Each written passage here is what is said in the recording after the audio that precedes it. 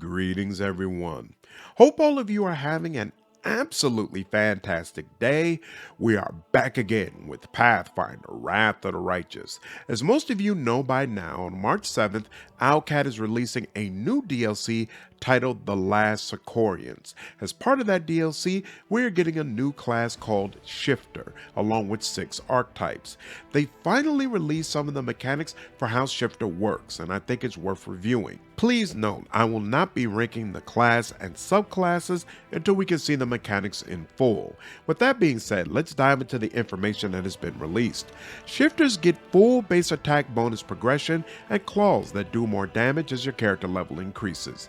They add their wisdom bonus to AC and get access to animal aspects. I assume these aspects will work similarly to what hunters have, in which case they will provide inherent bonuses that almost certainly stack with other bonuses your character receives.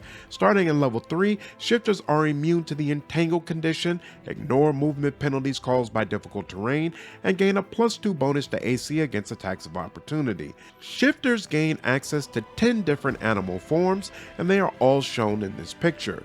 Starting from the left, we have Clever Girl, Shelob, Scar, Seabiscuit, Baloo, Dumbo, Puma, Gecko, Ghost, and Mr. Badger. Honestly, I am more excited than I thought I would be about this class and might end up rolling another demon playthrough to fully experience it. I know many of you were concerned about how the mechanics for Shifter would work, considering the tabletop version was mediocre. Of course, we cannot be certain about anything until the DLC is in our hands, but on paper, Shifter definitely sounds like it would be a standout option. This alone would have been a lot to be excited about, but Owlcat also provided information regarding the archetypes. Some of the archetypes have unique forms that are unavailable to the base Shifter class. The first subclass is Child of the Manticore, and it will literally allow you to play as a descendant of a manticore. As you can see from the picture, this is a vastly different creature from anything we have been able to morph into before. You lose access to the Shifter claws, but manticores grow spikes, which can be thrown, allowing you to perform a natural throwing ranged attack. As far as I know, this is not possible with any other class, but please correct me in the comments if I am wrong. As you level up, the damage from your spikes and damage reduction increase. Starting in level 4, you can turn into a full manticore, providing you with a speed bonus of 10 feet, the scent ability, and 4 natural throwing ranged attacks. Starting in level 9, you gain immunity to ground-based effects and a +4 bonus to damage rolls with natural attacks. Ironically, we were just talking about Naruto, and now there's a perfect class for a Kimimaro playthrough. Or for all you X-Men fans, you could of course play as Morrow. Dragon Blood shifters get draconic aspects instead of animal aspects. These abilities provide resistances and deal a type of damage based on the Trojan dragon type. In addition, whenever you prevent damage with the resistance or immunity provided by a draconic aspect, you'll heal a number of hit points equal to the amount of damage prevented. This sounds very interesting and could be a really nice option for tanks. Starting at level 9, you can become a medium dragon-like creature, gaining bonuses to strength and constitution, a +4 form natural armor bonus to AC, immunity to difficult terrain, and a dragon's breath weapon. Fey Form Shifter gets a Fey aspect, which gives them wings and damage reduction from all weapons except Cold Iron, which increases as they level up. I am not sure if these wings provide the usual +3 dodge bonus to AC, but I assume they do. Starting at level 4, you can shift into a large Fey creature, specifically an Anku. This form allows you to make sneak attacks using your Shifter level as your effective rogue level to determine your damage. The class also gets rogue talents, evasion, and an inherent bonus to saving throws against mind-affecting effects that improves as you level up.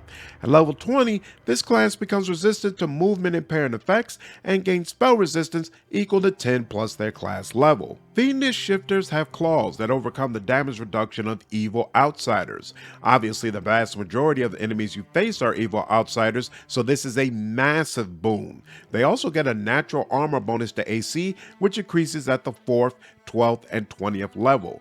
They also get resistance to electricity and fire, which increases as you level up. This class does not get animal aspects, and instead they gain fiendish aspects, which grant wings, a gore attack, and damage resistance against non-good attacks, which increase as you level up. Even on an evil run, the vast majority of enemies you face are evil, so the damage resistance is irrelevant, but the gore attack and wings could be useful depending on your build. Quick note before we get into the last two archetypes. If you enjoyed this video, I would really appreciate you subscribing and hitting the like button. This information tells me which content the community is enjoying and helps my videos spread to more people. I really appreciate all of the support. Next is the class I am second most excited to play, Rage Shaper. They don't get animal aspects and instead are granted a rage power that makes you one category larger. In this rage, you can perform a ground slam, which knocks down enemies within 20 feet and deals bludgeoning damage. This class also loses claws, but they gain a terrible slam, which allows them to punch enemies with powerful slam attacks that deal bludgeoning damage. Starting at level 2, you get a +2 natural armor bonus to AC and damage reduction that increases at levels 10, 15, and 20. The natural armor bonus increases to +4 at level 20 as well. I think it should be pretty obvious why this is exciting, as clearly this class is meant to be the Incredible Hulk. I just want to know how large my character can actually look on the screen. I want him to be so huge he doesn't even fit, and all you see is a monstrous fist come down on my enemies repeatedly. Sounds absolutely glorious. Last on this list is Wild Effigy, which lets you assume animal shapes, but they are made of carved living rock. This class gets damage resistance in flat, where N is your shifter level, and at level 4, you get a 25% chance to ignore a critical hit or precision damage. This chance increases at level 9 and 15. Starting at level 6, you can sacrifice minutes from the class's minor forms to turn your claws into adamantine for the purpose of overcoming damage reduction. That covers all the information Owlcat has provided thus far regarding the Last Aquarians DLC. Once again, it will be available on March 7th. Once it has been released, I'll definitely dig into the content and provide an overview of all the class mechanics. Hope all of you enjoyed this video. If you did, please leave me a like, share this content, subscribe to the channel, and become a member if you haven't already. I will see you all in the next video. Take care.